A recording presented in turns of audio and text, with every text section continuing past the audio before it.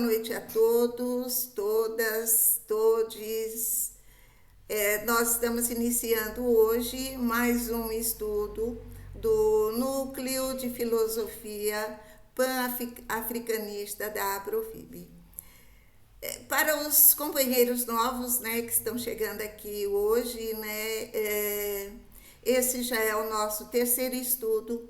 Nós já estudamos o livro da Bell Hooks, o Ensinando a Transgredir, que foi o nosso primeiro estudo. Depois fizemos um estudo do livro Racismo Estrutural, do professor Silvio Almeida. E hoje vamos iniciar, então, a ideia de uma filosofia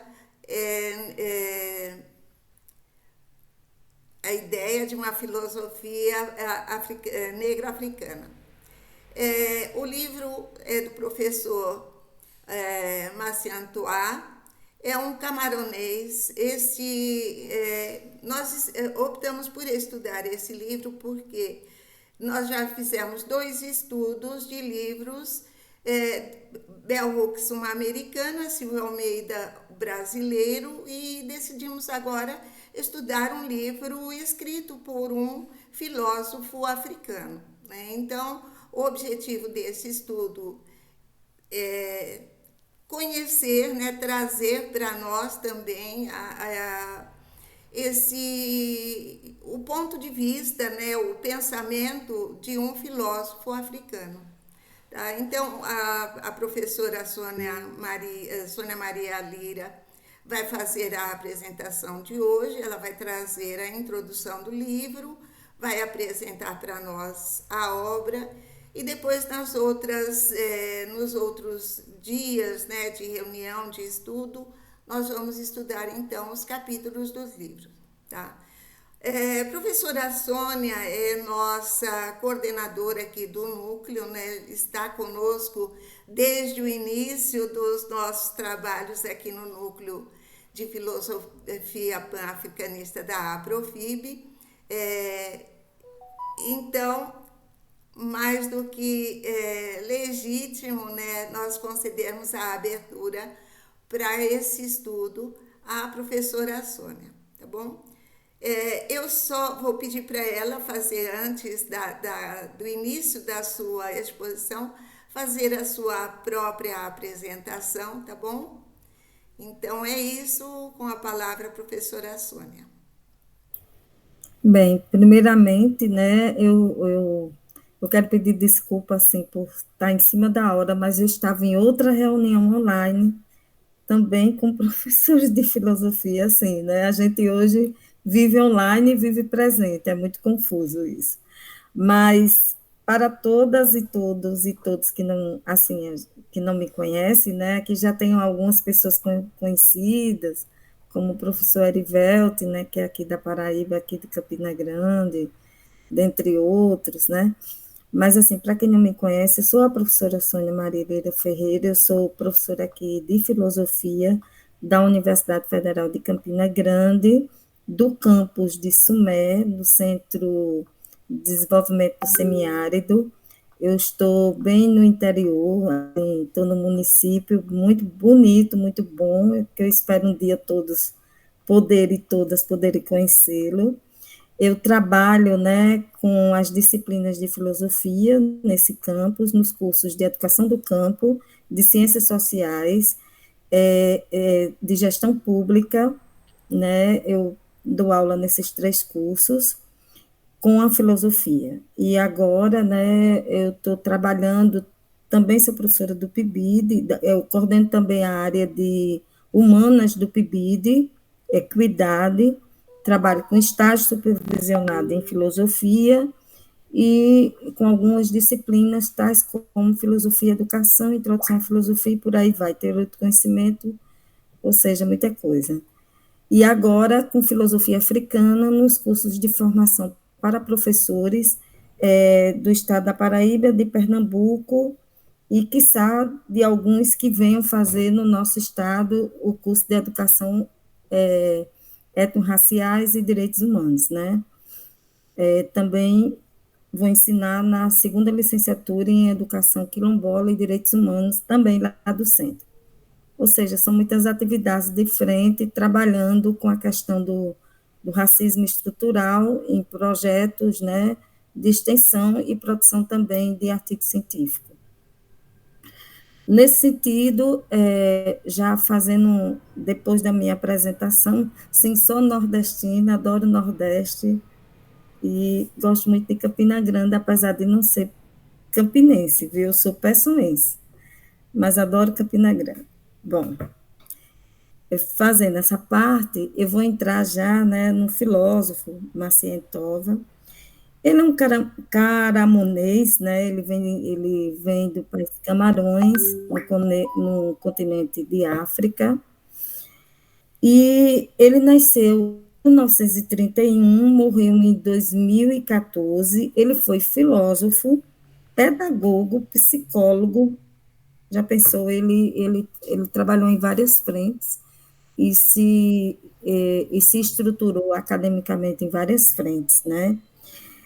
Então, a vida intelectual do Marcin Tova foi construir um debate sobre a identidade do pensamento filosófico de África, né? Porque do continente africano, até como uma contraposição, justamente, com o colonizador, ou com a filosofia europeia.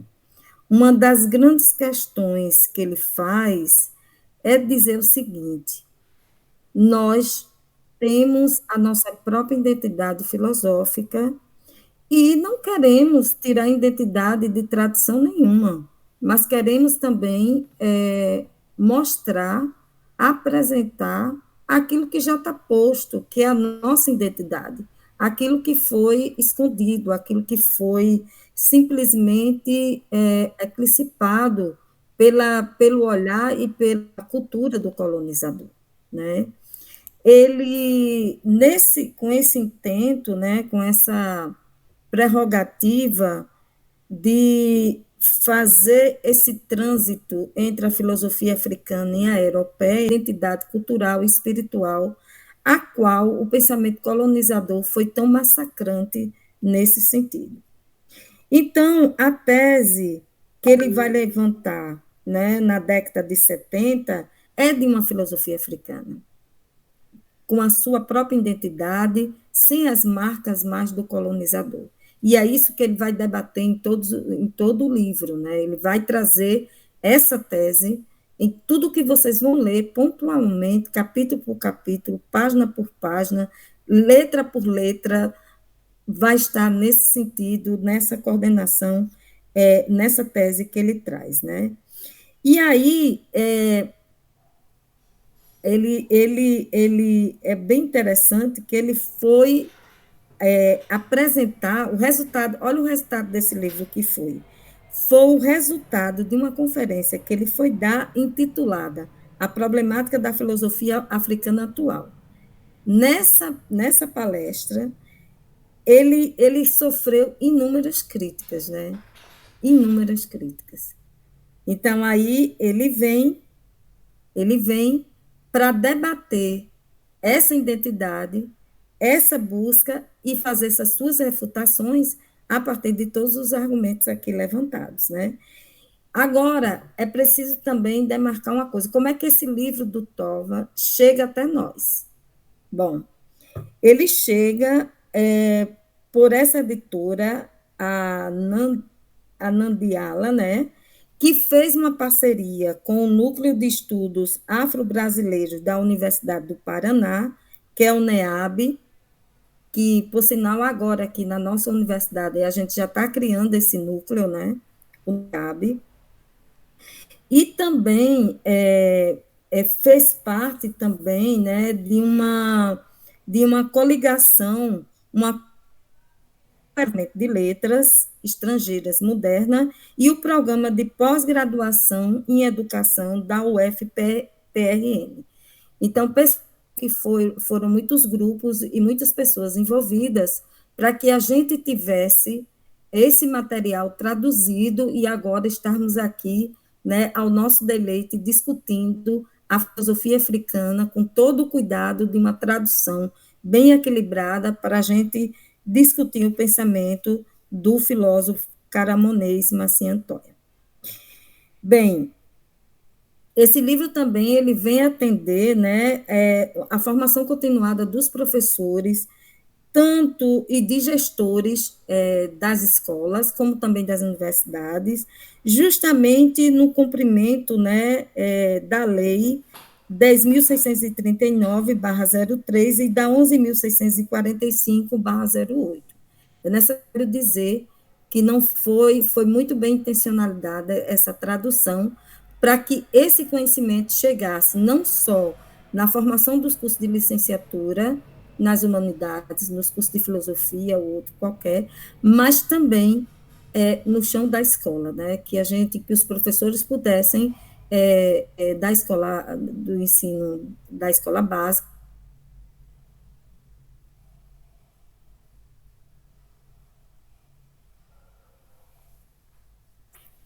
Bem,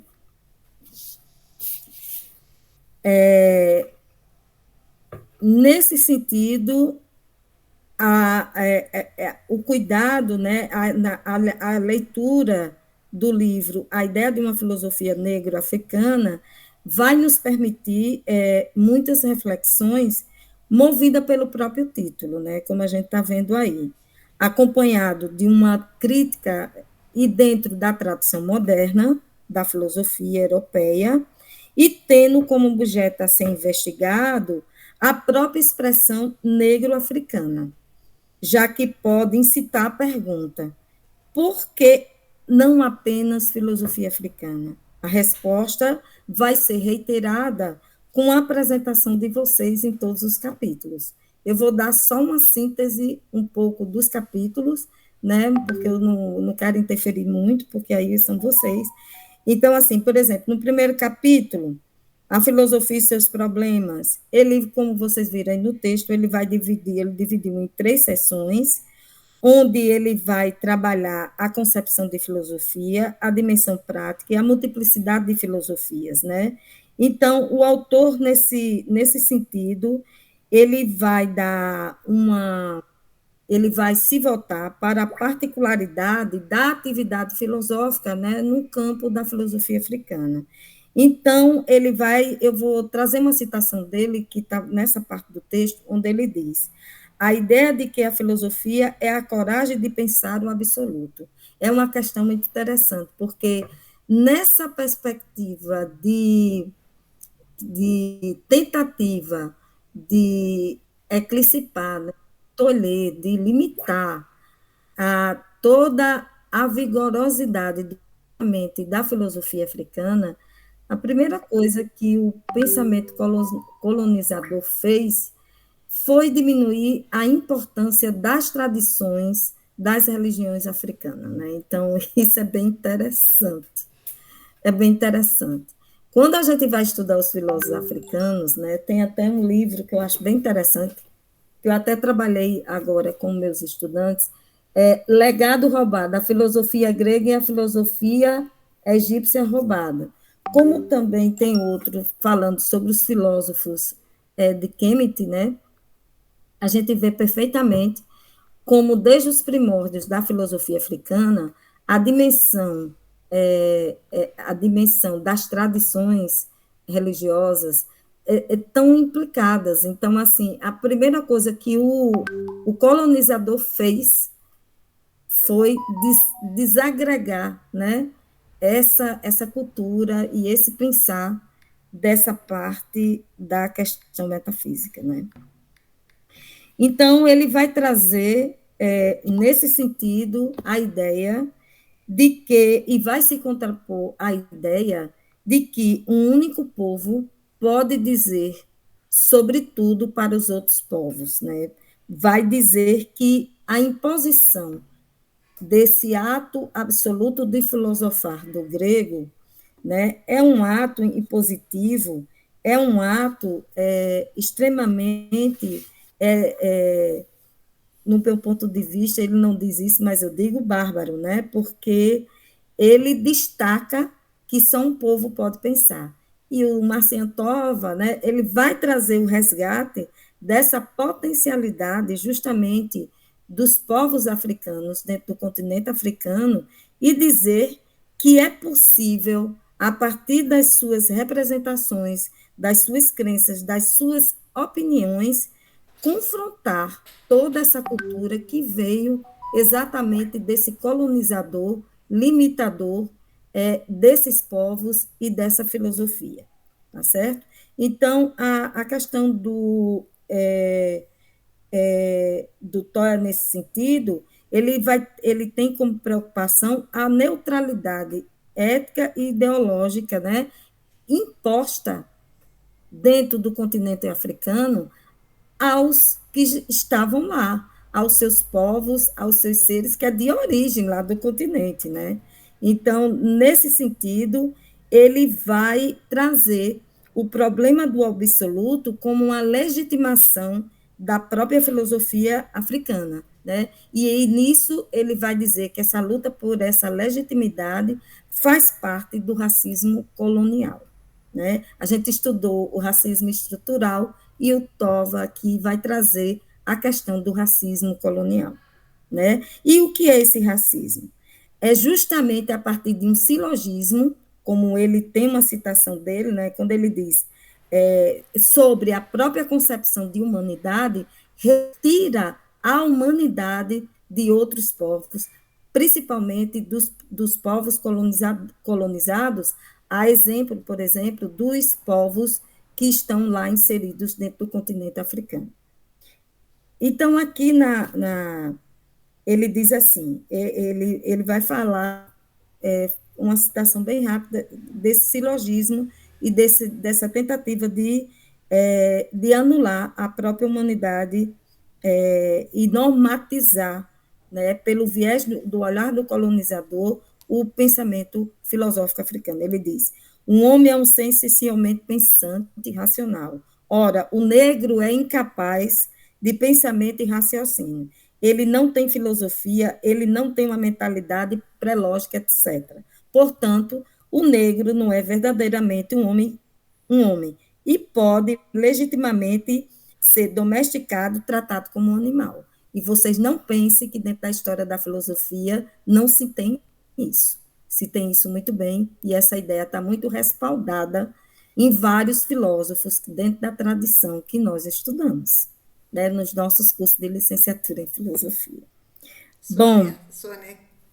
Então, nesse sentido, a partir desse silogismo, ele vai trazer a tese, né, da origem da filosofia africana, para a gente buscar, dentro dessa origem, os próprios princípios da humanidade, no intuito de não utilizar a palavra, por exemplo, filosofia dentro do contexto do pensamento do colonizador, né?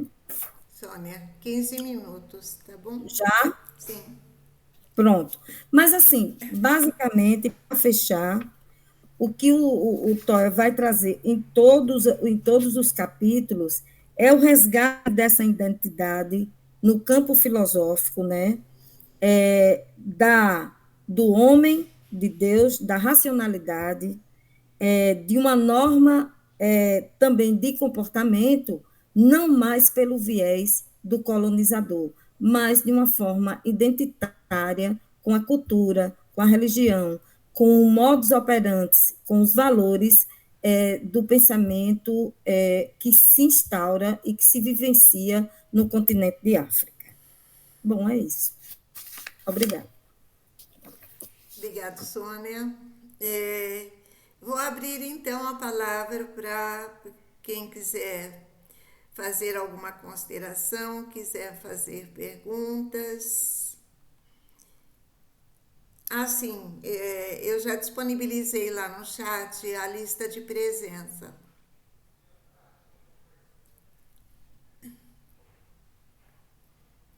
Professor Calu?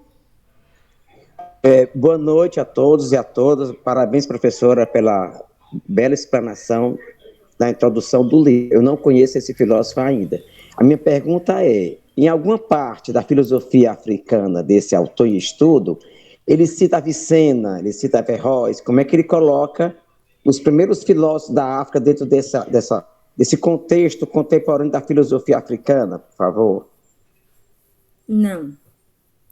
Ele vai trazer a discussão dessa identidade, buscando dentro mais da cultura, mais dessa contestação das armadilhas mesmo colocada pelo pensamento colonizador, professor Carlos. Ele vai se fundamentar em Kemet, em Maat, entendeu? Lá no Egito Antigo, lá com os primeiros filósofos, com a cultura moderna africana, certo? Eu, particularmente, eu não vejo essa defesa dele, ele vai trazendo alguns filósofos, certamente ele traz discussões, né, no referencial dele com a tradição, ele traz uma discussão, mas ele não vai se fundamentar nesses filósofos que você citou, não, tá certo? A busca dele é dizer, a partir também de uns referenciais que muitas vezes para a gente não é nem repassada ali, não é repassada. Ele gosta muito, por exemplo, de trazer o pensamento dos sábios lá no Antigo Egito, entende? Então, ele vai resgatando aquilo que a gente não teve em termos de conhecimento dos reinos africanos, né? Dos pensamentos, por exemplo, dos imperadores, do pensamento, por exemplo, de alguns filósofos e filósofas africanos, mas quebrando essa corrente mesmo do colonizador como explicação para tudo.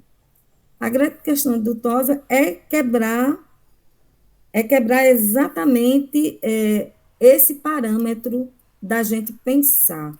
Vai mais lá no Antigo Egito, né? Vai mais na cultura, vai mais na religião, vai mais nesse aspecto do que propriamente nessa parte da nossa filosofia, né, que o senhor está certo, mas que ele não traz como grande referência para discutir a questão da identidade da filosofia africana, né, e desse resgate, aliás, dessa identidade, porque a briga dele é trazer essa discussão para mostrar que, para além do que foi posto pelo colonizador, o pensamento africano tem uma identidade, apesar de ter países diversos, filósofos diversos dentro do seu continente, mas que existe uma identidade própria que é diferente da tradição europeia.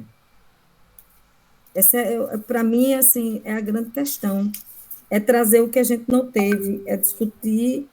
Ele traz um pouco do Sócrates, mas para mostrar que não é a partir dele, por exemplo, os meus estudantes lá de educação do campo sabem, por exemplo, que os gregos beberam muito bem nas escolas do Egito, de conhecimento de muitos saberes.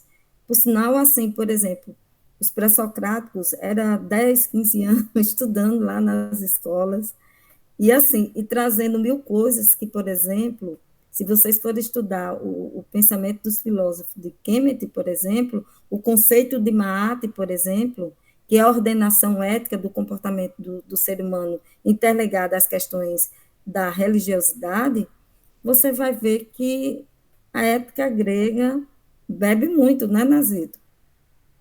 Bebe muito, a ciência bebe muito dos conhecimentos do Kemet, né? Então, o Tó, ele traz isso. Ele vai dizer que no continente de África, a filosofia estava pujante e tinha sua própria perspectiva ética, política, econômica, científica, certo?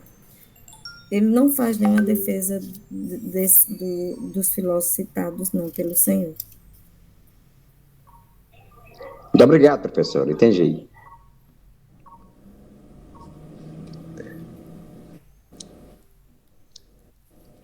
Mais alguém? Neuza, posso? Sim, Abel, por favor. Isso, posso perguntar? Sim. Boa noite, então, para todos. Boa noite, professora Sônia. Eu queria só perguntar o seguinte, né? Parece que o Tova, ele se afasta um pouco da etnofilosofia, né? Ele quer fazer uma marcação que ele... O que seria essa etnofilosofia? Só podia fazer uma explanação um pouquinho mais aprofundada? Por favor, obrigado. Olha, olhe bem, o que aconteceu no continente de África... Aline, fecha o microfone. O que foi que aconteceu no continente de África, que é percebido por vários filósofos da modernidade e da contemporaneidade? Aconteceu que foi invadida, foi escravizada, foi colonizada, foi tudo. Inclusive porque a colonização, ela se deu de várias formas. E a tentativa de apagamento dessa cultura, desse pensar, dessa prática ética, dos conhecimentos científicos, se deu a partir de uma construção mesmo, né, ideológica, política, econômica, que vai lá, julga, menospreza a capacidade de pensar dos povos africanos para produzir o seu conhecimento como superior. Então, o que ele está combatendo aqui como etnofilosofia é justamente esse julgamento e essa produção de um conhecimento a partir da subjugação dos povos africanos.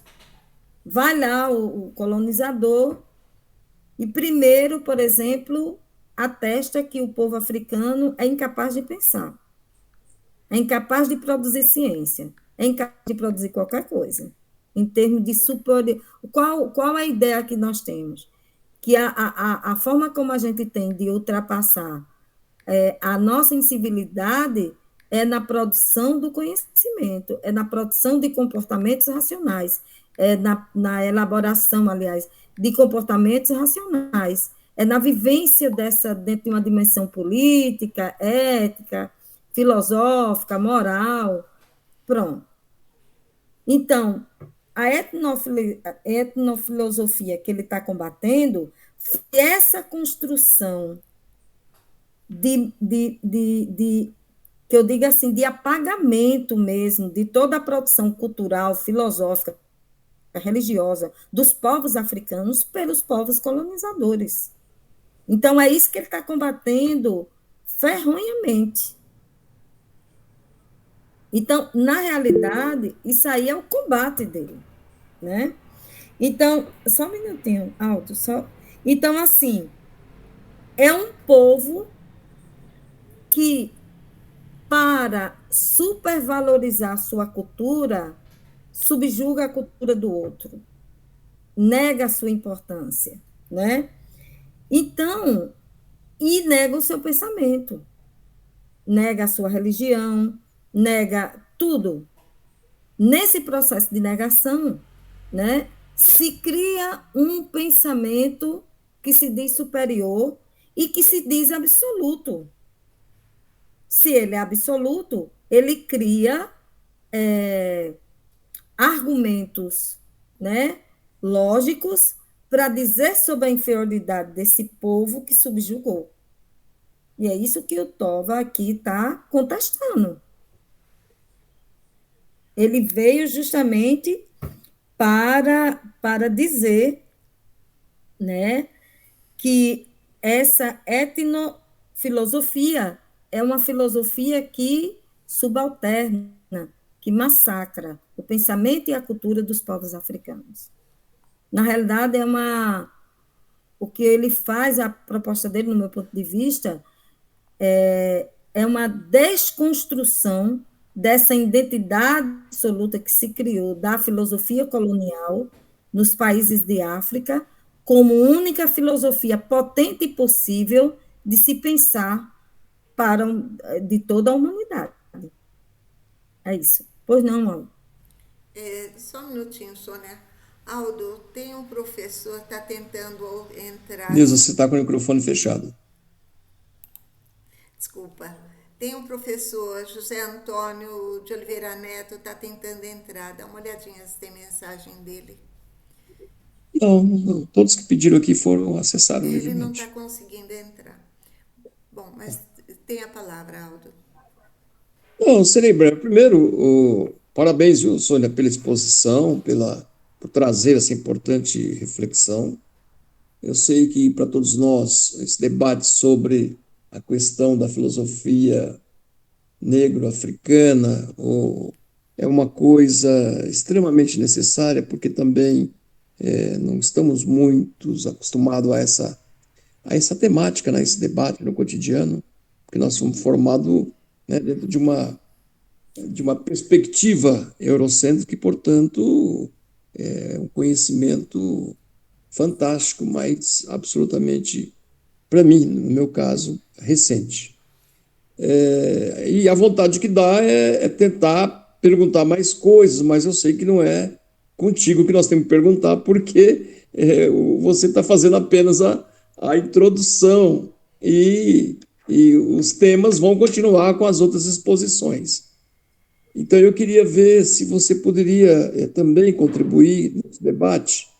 Ele fala aqui na apresentação, que não é tão própria de uma introdução, mas eu achei interessante a apresentação, o destaque que fizeram, que é ele dizer que o filósofo ele critica o cristianismo e a religião muçulmana por evitarem a discussão e a crítica, inviabilizando o pensar filosófico. Quer dizer, é uma pegada forte. Eu sei que eu estou quase concluindo a leitura do livro, eu sei que isso vai ser explicitado lá na frente, mas eu estou só levantando esse aspecto, que é um debate que vai ser extremamente importante e com muita fundamentação. Mas eu queria, claro que não é da sua parte, mas caso você consiga e queira comentar sobre isso, eu acho extremamente importante. Mas, assim, você poderia fazer, como você está trabalhando nessa área na universidade, um pequeno painel para além da exposição desse filósofo, outros filósofos africanos, que nós poderíamos estar aqui, então, anotando para possíveis estudos. Você teria como, mesmo que rapidamente, pode ser? Obrigado. Aldo, o primeiro, o George Gênesis aqui, com um legado, esse aqui, ó, legado roubado, a filosofia grega e a filosofia egípcia roubada. Depois desse, eu indico esse aqui, entendesse? Porque ele reestruturou, ele faz uma discussão, ele vai fazendo uma ponderação de tudo que foi roubado, em termos de conhecimento apropriado e massacrado mesmo, dentro dessa etnofilosofia aqui que o Tova está colocando, né? Pelos gregos e por toda a história da filosofia. Eu acho muito interessante. Esse aqui seria, para mim, por exemplo, uma sequência dessa crítica depois disso, e para esse aqui. Outro também, deixa eu só...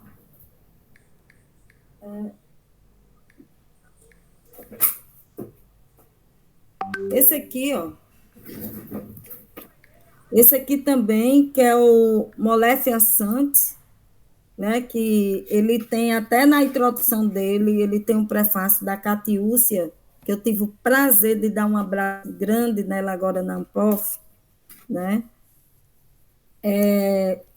Esse aqui também é bem interessante. As vozes ancestrais africanas, né? Então, assim, são livros que eu, particularmente, eu já estou trabalhando na graduação e já estou mostrando que é impossível a filosofia ter começado, por exemplo, ter surgido na Grécia. É impossível. Então, assim, até geograficamente, assim, até da ideia, né, do berço da civilização e das discussões que antecederam, por exemplo. Os meus estudantes sabem quem é Monotep, Pitanotep, Mekirake e tantos outros aqui que estão aqui agora. Agora, para isso, é preciso a gente, como aconteceu comigo, eu me decolonizar. Eu já não mais pensar que é isso que, dessa identidade aqui, que o próprio autor está aqui tentando nos mostrar. Mas ele tem raízes em África. Ele é um afrodescendente. Então, assim, sabe, é preciso fazer esse olhar. Então, assim, eu particularmente, eu faço por aí. Tem outros livros, que esses aí eu vou explorar.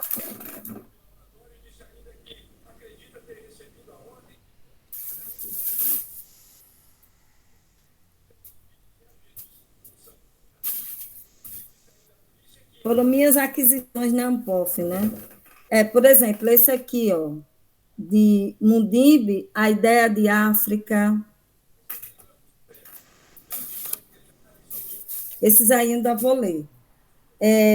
Do Achille Mbembe, Sair à Noite Grande, Ensaio sobre África Descolonizada.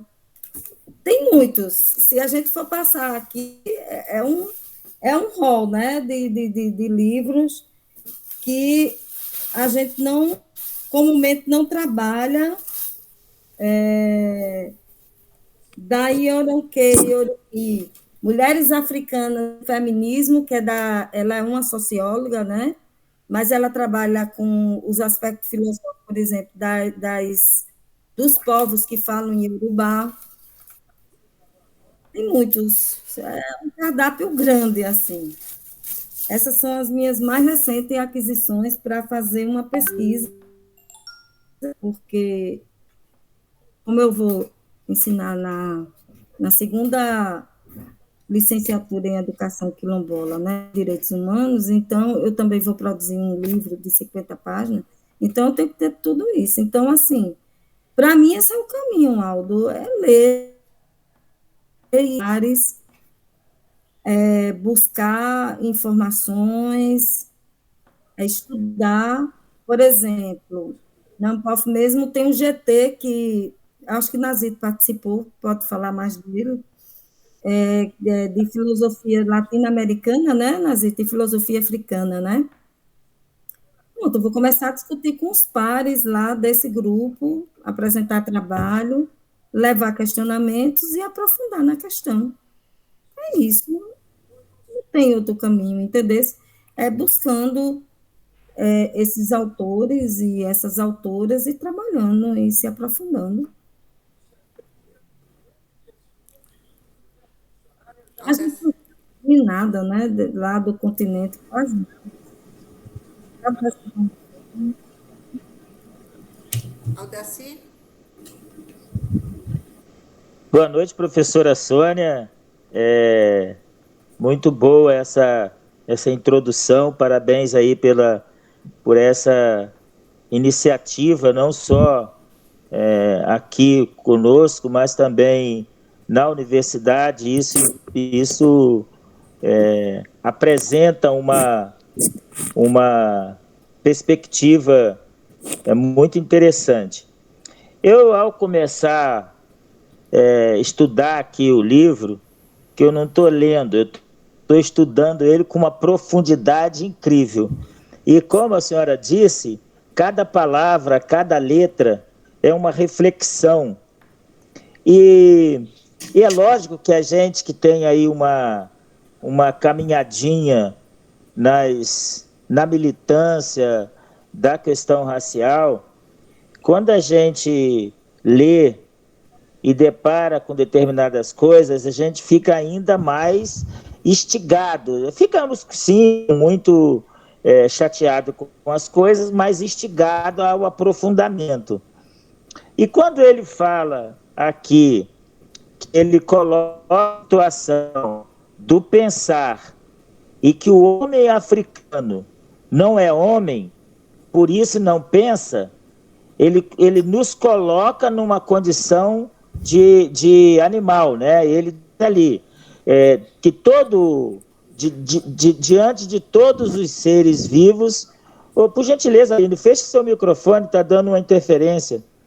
Ele coloca como o ser, né, esse ser que não está pensando como um ser não homem, ou seja, não humano, não é isso? E é um processo. Então a gente fica imaginando o seguinte: e o colonizador europeu, ele olhou para o continente africano e não viu seres humanos.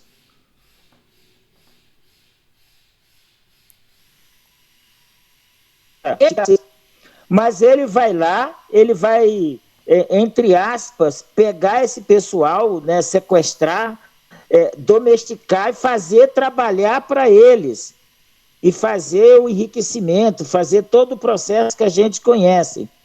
Então, eu quero mais uma vez aqui dizer que esse núcleo foi um acerto assim, ímpar, né, para discutir essa questão no Brasil, na América Latina, mas principalmente aqui no Brasil, quando a gente propõe fazer esses estudos e apresentar uma resolutividade, apresentar uma proposta transformadora do pensamento do ensino de filosofia no Brasil, isso só já é uma revolução importantíssima e para nós é muito interessante, é fundamental, inclusive parabenizar a todos nós que aqui estamos por esses estudos.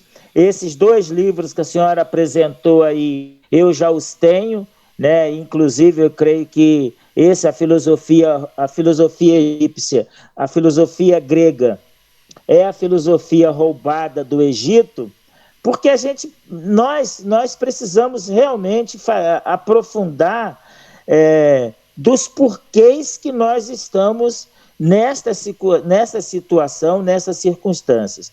E aí não dá continuar ensinando ou permitindo, entre aspas, que o nosso povo sejam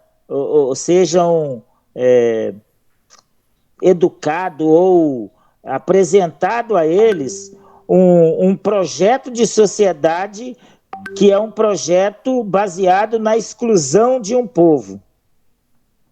Então, nós precisamos de realmente ter essas intervenções, esses nossos encontros, essa nossa proposta de fazer com que esta filosofia ela entre no currículo escolar, desde as crianças, desde a pré-escola até a pós-graduação, para que as pessoas compreendam o porquê da escravização dos seres humanos e por que até hoje continuamos sendo, não entre aspas, mas sendo escravizados numa escravização moderna. Então eu penso que só a partir dessas reflexões e construindo realmente um projeto diferente para o Brasil, para a população, sobretudo para a população negra, que foi excluída do direito de pensar, do direito de ser quem são, do direito de ser o próprio ser. Então, eu penso que esse é um processo de um aprofundamento incrível e nós continuamos firme e forte. Axé para nós. Axé, Aldacir.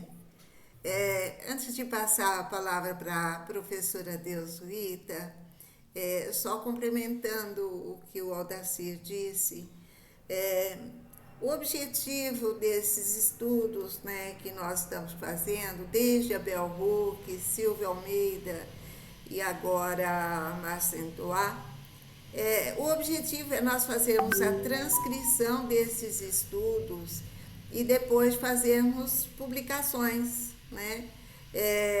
Da Bell Hooks nós já começamos a transcrição, né? Temos já alguns capítulos, já a apresentação de alguns capítulos já com a transcrição pronta, né? E depois fica o Silvio Almeida mas aí a gente vai ver, né, a ordem, se fica essa ordem mesmo, né? Encerrando esse estudo, né, se a gente não privilegia esse estudo antes do Silvio Almeida. Enfim, o objetivo é esse, né? Nós fazemos publicações desse trabalho, porque nós consideramos, por exemplo, o estudo que nós fizemos da Bell Hooks riquíssimo. Ele foi realmente um estudo riquíssimo. E eu acho que vale a pena, né, a gente fazer divulgação e contribuir também. Já existem muitos estudos sobre as obras de Bell Hooks, mas contribuir também, né? Enriquecer também esses estudos que tem acerca da Bell Hooks. E do Silvio Almeida também, mesma coisa, e agora Marcentois, né? Enfim, nós estamos iniciando hoje e estamos com bastante expectativas, né, nas outras apresentações. E ao final, então, nós definimos quando será a publicação desse trabalho. Então, acho que é isso. Vou passar à professora Deosuíta. Nós já estamos com quase 1 hora. Então, eu vou pedir, se alguém quiser falar na fala da professora Deosuíta, que levante a mão para a gente já ir encaminhando depois para o encerramento. Tá bom? Professora Deosuíta. Então, para quem eu ainda não havia cumprimentado, boa noite. Eu organizei aqui uma pergunta para a Sônia, para ser bem prática, bem rápida. Sônia, eu não li ainda o livro, tentei baixar o PDF, mas aqui no meu WhatsApp eu abri, mas eu gostaria de ter imprimido, mas não consegui, mas vou tentar. Eu olhei um pouquinho na introdução e na apresentação apenas, mas na sua fala, e o que nós vivenciamos na filosofia, eu fiz a seguinte pergunta: na história da filosofia, nós encontramos, durante os nossos estudos, a exposição sobre a cultura mitológica da sociedade grega, a ideia de seres superiores como seres divinos. Então, no livro de Tova, eu pergunto, ele faz destaque sobre a literatura que se refere à ideia mitológica africana e o que essa cultura representa para a sociedade africana, como é que ele faz essa relação e também essa apresentação, a exemplo dos gregos na sua cultura.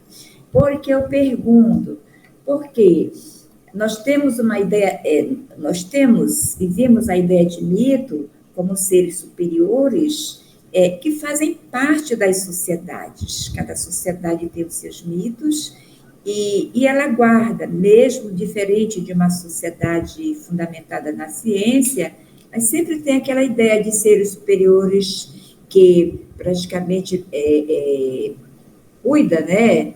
E que sobre a crença em que o povo tem nele como o seu principal fonte, né, de apego. Era isso que você tiver, que você pôde, né, estudar ou ver nesse autor, eu gostaria de saber. Era isso. Obrigada. Bom, ele resgata, né, desde os primórdios da filosofia, né, e evidentemente que ele vai trazer aqui a concepção da religiosidade, das divindades. Agora sim, gente, eu vou, para responder a tua pergunta, eu vou falar sobre uma fala de um africano no curso que eu fiz pelo online sobre filosofia africana, ou sobre a cultura africana, na realidade. Olha bem o que eu vou te responder para ver se tu me entende. Os deuses africanos, eles trabalham muito, assim, a perspectiva está relacionada à questão da ancestralidade, né? Então, por exemplo, lá o professor, lá no curso que eu fiz, eu gostei muito do exemplo que ele deu para falar sobre essa dimensão da religiosidade africana, de como ela é vivenciada de uma forma totalmente diferente da nossa. E está muito distante também dos gregos, no sentido assim. Quem que é de candomblé, aqui dentro desse curso, que está aqui nesse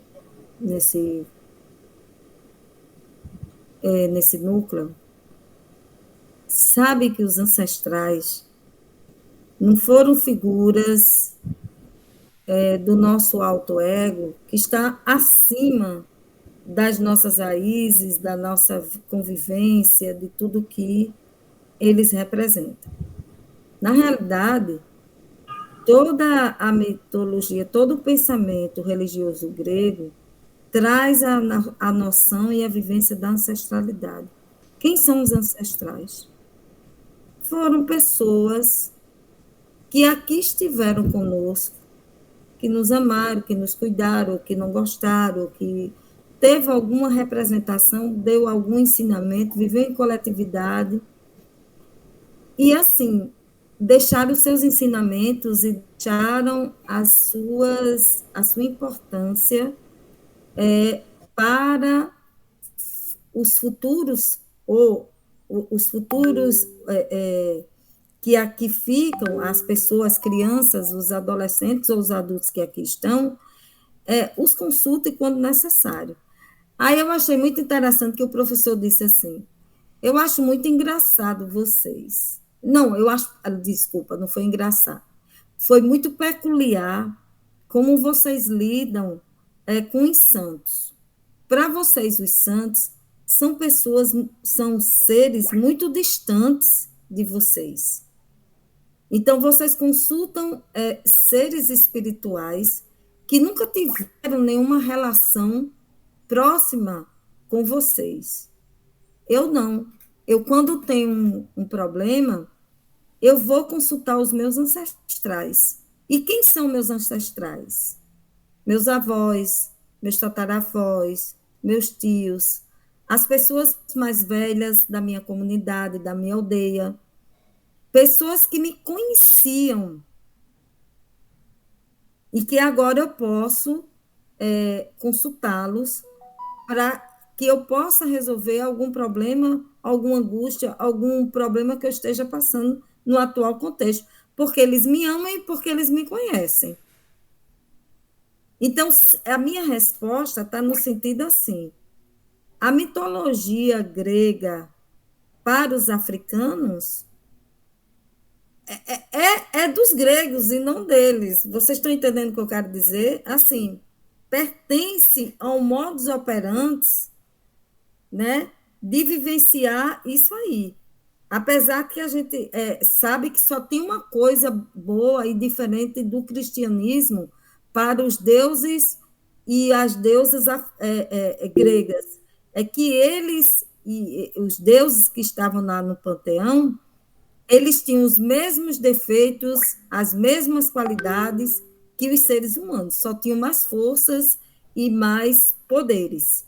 No cristianismo, né, os santos, as santas, sei lá, são seres assim que superaram toda a média da capacidade humana e estão acima de qualquer coisa que o humano é. Então, perceba que são culturas diferentes para se dizer do primordial, para se dizer dos sobrenaturais, de formas e de contextos diferenciados.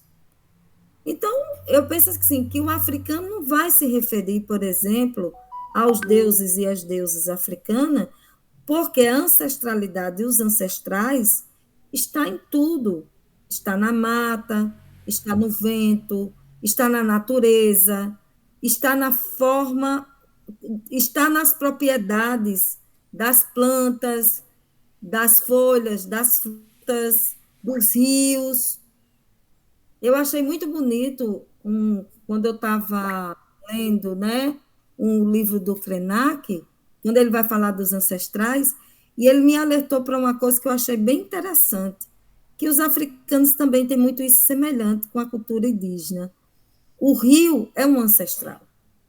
O rio é uma divindade.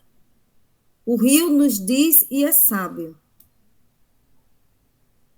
Então, assim, sabe, assim que eu acho não, eu penso que são modos operantes de trabalhar com um absoluto, de trabalhar com os seres os quais nós denominamos de sobrenaturais e que os africanos e os afrodescendentes falam, né, dos seus orixás, daqueles e daquelas situações que eles vivenciam. O instante deles estão bem presente, está bem próximo e que não tem uma distância tão quilométrica, por exemplo, como a gente vê na cultura cristã e no próprio cristianismo.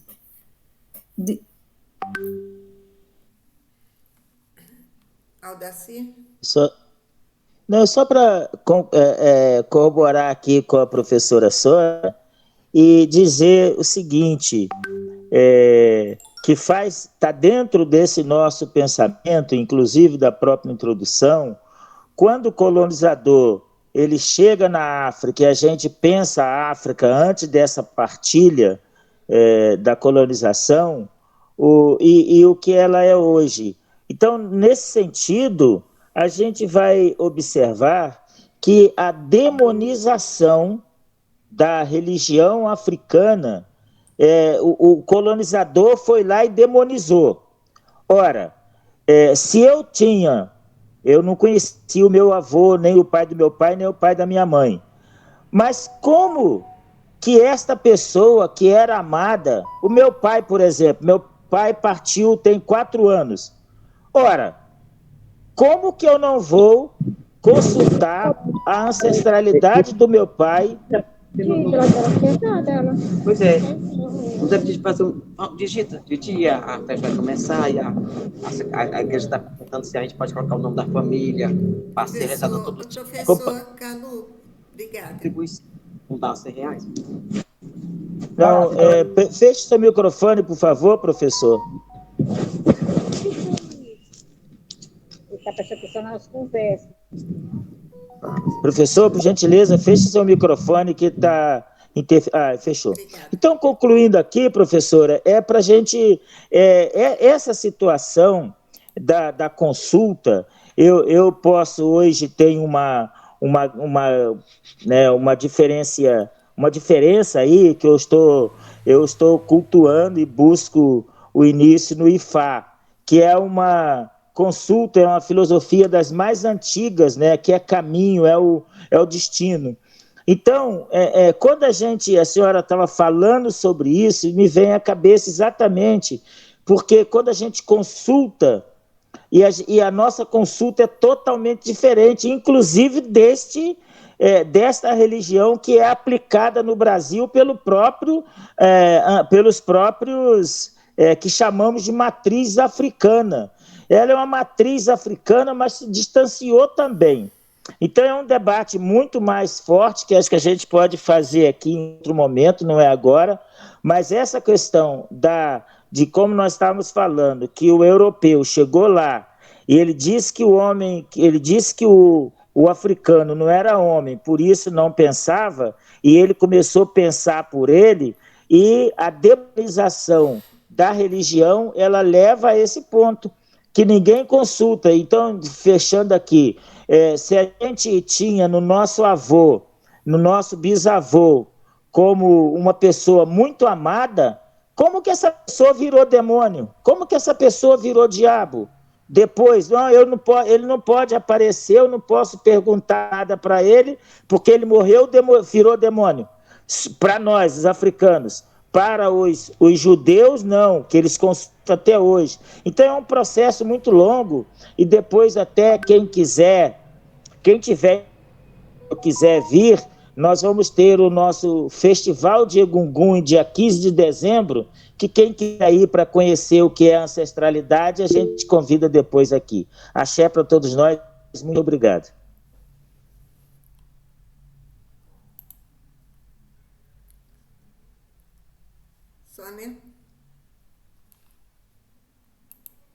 Sônia?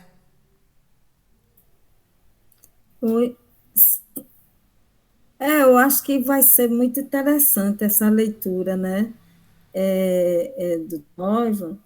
E, assim, eu acho que vocês vão gostar bastante, como eu gostei também, assim, eu acho que é uma leitura, vai ser muito positivo, né, de muitos descobrimentos, de muitas questões, de muitas informações novas. Mas tem uma coisa aqui que eu queria deixar, deixa eu ver aqui. Tem uma parte aqui que alguém vai trazer, mas que eu gosto muito quando ele vai falar sobre os problemas de uma filosofia africana. Ele diz assim, ele está falando das observações que ele fez, né, no caráter do comportamento, das filosofias, de tudo anteriormente. Aí ele diz assim, essas observações revelam o sentido profundo do movimento anticolonialista. Um povo que luta pela sua libertação busca reconquistar sua humanidade perdida. Ou seja, o poder de se expressar e conceber, de decidir e de realizar o que ele decidiu. Em se tratando do nosso continente, o combate pela libertação visa, ou deve visar, a emergência de uma África próspera, forte e autocentrada. Uma África formando um centro autônomo de necessidades e de aspirações, de expressões, de concepção, de decisão e de realização nos planos político, econômico e cultural. Esse é o sentido da revolução que se trata de efetuar. O imperialismo não poupará esforços para impedi-la, e não devemos poupar nenhum sacrifício para impô-los.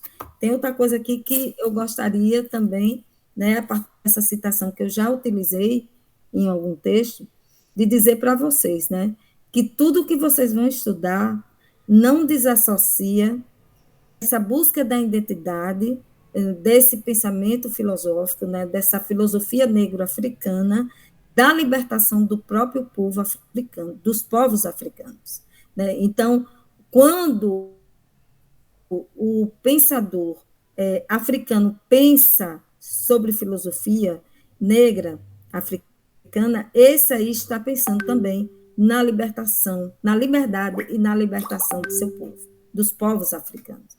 Então, assim, essa discussão filosófica, ela é extremamente completa. Ela trabalha com a questão de classe, ela trabalha com a questão de revoluções, de libertação, isso a todos os níveis. É no nível filosófico, é no nível social, é no nível econômico, é no nível ético, é no nível religioso, é em todos os níveis. Então, o Marciano Tova aqui, ele não está de graça. ele está dentro dessa concretude que é a própria filosofia africana, é trazer essa perspectiva, porque filosofar é também dizer dessas lutas e trazer todas as condições para libertar dessa dominação, dessa colonização, desse massacre do pensamento europeu na cultura e pensamento europeu e a cultura europeia nos países de África.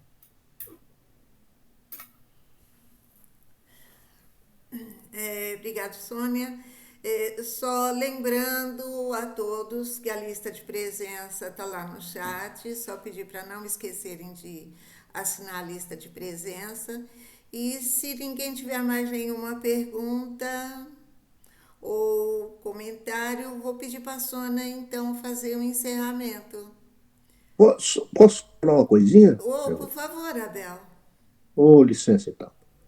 Não, eu só queria complementar dizendo que seria bom, depois nós, do conjunto aqui dos estudos, talvez fizéssemos um manifesto, acho que para FTD, não é? Não sei, não lembro, estou me esquecendo um pouquinho, da onde é feito os livros didáticos para a escola, né? Então, nós precisávamos intervir, porque para o ano que vem, a filosofia volta para os 3 anos do ensino médio.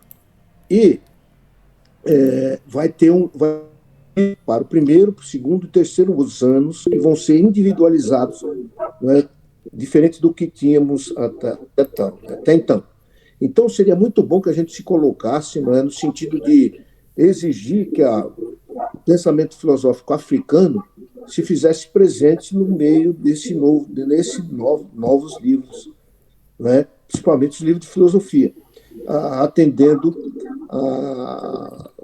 a exigência da lei, né, também, né, fazendo uso da lei em prol do pensamento africano ser estudado, né, tanto na história, e aí a gente faz essa exigência na filosofia também.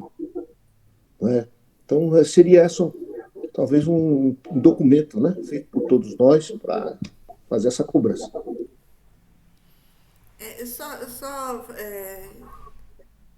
Comentando aqui o que a Bel sugeriu, circulou nos grupos há uns dias atrás uma mensagem falando da inscrição de professores para participar do grupo de análise do PNLD. E eu lembro que eu coloquei lá nos grupos, mas não me lembro a data. Eu vou ver se ainda circula essa lista, se ainda há possibilidade. Eu acho que é fundamental a gente se inscrever, os professores se inscreverem para fazer parte da análise dos livros do PNLD, né? Porque é lá que a gente precisa incluir o ensino de filosofia para a educação básica, né? Então, eu vou ver, me comprometo a procurar ver se ainda está no prazo de inscrição e publico novamente lá no grupo, tá bom? Aldo? Não, eu acho que você já respondeu, mas eu queria... É pertinente a observação do Abel, porque nós precisamos avançar nesse debate, inclusive do ponto de vista dos conteúdos em sala de aula. Mas eu queria só lembrar de que nós temos que cobrar o MEC, porque na Carta de Brasília, na reunião que nós tivemos com o MEC, este é um dos pontos de pauta de reivindicação que nós fizemos. Então, quem não conhece o documento, seria bom reproduzi-lo aqui, neste grupo e em outros lugares, porque a proposta do Abel e foi feita na ocasião, já consta daquele documento da Carta de Brasília, que foi quando a Profib esteve reunida com representantes do MEC, nós colocamos este ponto como um ponto importante, além de outros pontos, outras contribuições, inclusive do ponto de vista de projeto de lei lá no Congresso Nacional, da questão da filosofia africana. Então, eu acho que produzir esse documento é extremamente importante. É isso. Lembrando também, Aldo, que nós temos um projeto de lei com a deputada federal Luciene Cavalcante, de emenda à Lei 10.639. Também isso nós já fizemos, né, em favor do ensino da filosofia africana na educação básica, né? Então, mas é claro que a gente tem que ficar cobrando, porque de repente esquecem, né? Mas eu vou postar lá no grupo para que os nossos companheiros aqui tenham conhecimento dos documentos que nós já produzimos. Tá bom? Posso passar para a Sônia, mas alguém quer fazer algum comentário? O Marcos, sim, ele havia pedido a lista de presença, eu postei novamente. Jodelice, por favor, Jodelice. Boa noite, pessoal. É interessante, né, o pensamento do filósofo. E, assim, a professora Sônia, boa noite a todos, parabéns.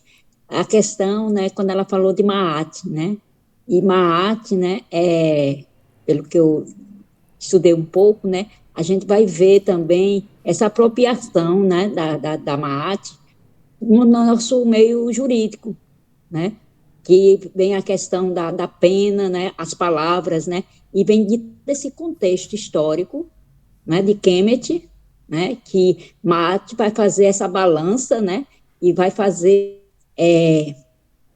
o julgamento, né, e dentro desse julgamento, né, o que as pessoas fizeram, né, nessa balança vai ter a pena, né, tem que estar o peso, né, a pena, e a gente utiliza essas palavras, né, dentro da questão jurídica, então tem sim, a gente consegue perceber, né, quando a gente vai na fonte africana, perceber a utilização contemporânea dessa africanidade, desse conhecimento, né, como foi apagado, né, chegou como uma contribuição romana, os direitos romanos e tal, né, e a gente vai descobrindo esse silenciamento, né. Então, assim, Maat, ela vai ter essa importância, né, e hoje se utiliza, né, a questão não só no nosso meio jurídico, né, mas, assim, até as palavras, né, quando você vai ver a história de Maat e essa coisa do peso da pena com suas obras, né. Professora Sônia, se quiser falar um pouco sobre Maat, né, esse contexto, a gente está no finalzinho, mas eu achei importante, né, quando a senhora citou. Maat é tudo, né, assim, ela vai simbolizar exatamente, eu achei tão interessante que na apresentação de uns seminários lá dos estudantes, eles tiveram a necessidade de configurar Maat, a figura de Maat, com a balança, né, com a pena, tudo direitinho, né, e fazendo essa alusão. Eu acho muito interessante que estava já lá em Kemet toda a história, todo o conhecimento científico. Há essa apropriação, Sócrates vai para lá, estuda lá, traz as questões de ordem moral, racional, e pronto, não cita, né, de preferência, vamos não citar, vamos não dizer de onde veio a verdadeira história, né? Então, assim, essa ideia da justiça, que a gente vai ver, por exemplo, em Aristóteles, com aquele mesóteles do Aristóteles, né, que é aquela contrabalança entre o que excede e o que falta, a gente já tem lá em Maat essas questões de justiça medida, balanceada, ponderadas, né, para o comportamento justo dentro de uma sociedade. A gente já tem isso. Já tinha isso lá no Kemet antigo, com esse princípio da Maat, a deusa Maat.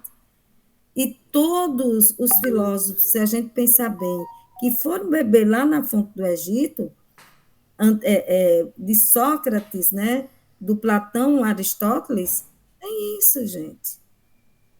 E que história é essa que filósofo não trabalhou com os mitos? Olha o mito da caverna de Platão, quando ele quis dizer de todo o sistema racional dele.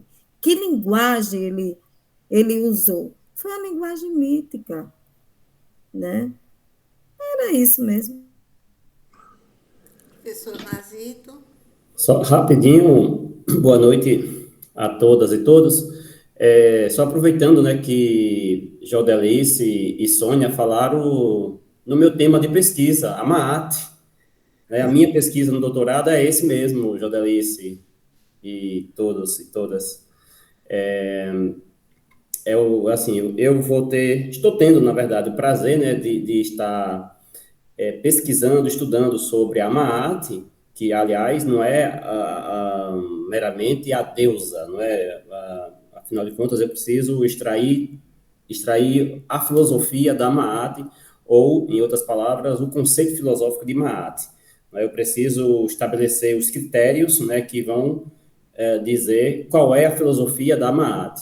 Então, assim, para não me alongar, assim, só para lembrar isso a vocês e agradecer também ao que Sônia apresentou, foi muito proveitosa a sua fala, Sônia, sobre a introdução, né, do livro do Marcian Tova. Não é? A partir de hoje, né, até final de novembro, é isso, Neuza? Nós estaremos fazendo essa discussão. Na próxima segunda serei eu, não é isso? Né? Aí, para apresentar o primeiro capítulo. E é isso. Então, assim, para dar aí digamos assim, uma pincelada, né, assim, nos critérios, assim, da MAAT, né, assim, eu achei muito interessante, né, é muito interessante, aliás, dizer que o homem justo, a partir da MAAT, é aquele que tem um coração leve como uma pluma, e não coração pesado, não é? Coração que, enfim, que pesa, que é desconfortável, mas é aquele que tem um coração leve como a pena da MAAT. É isso, gente. Já estou ansiosa para a próxima aula. Muito obrigada, professor Nazito.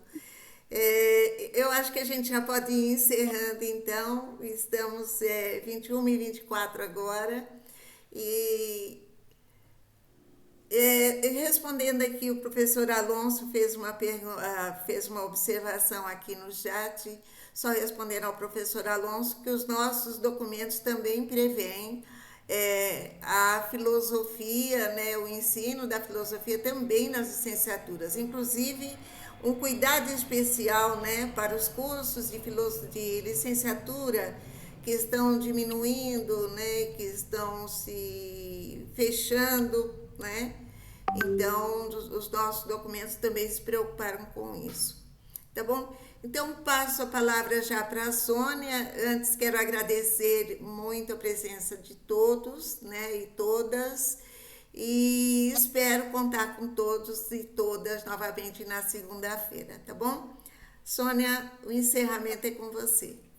Bom, gente, então dizer que a noite foi bela, o coração está leve, MAAT vive, está em mim.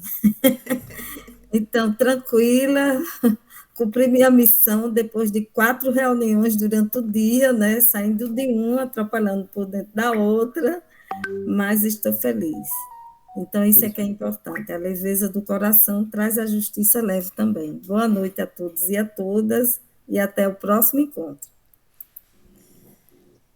Axé, para todos nós, axé, boa noite. Boa noite. Boa noite. Tchau. Até a Boa noite, próxima. axé. Boa noite.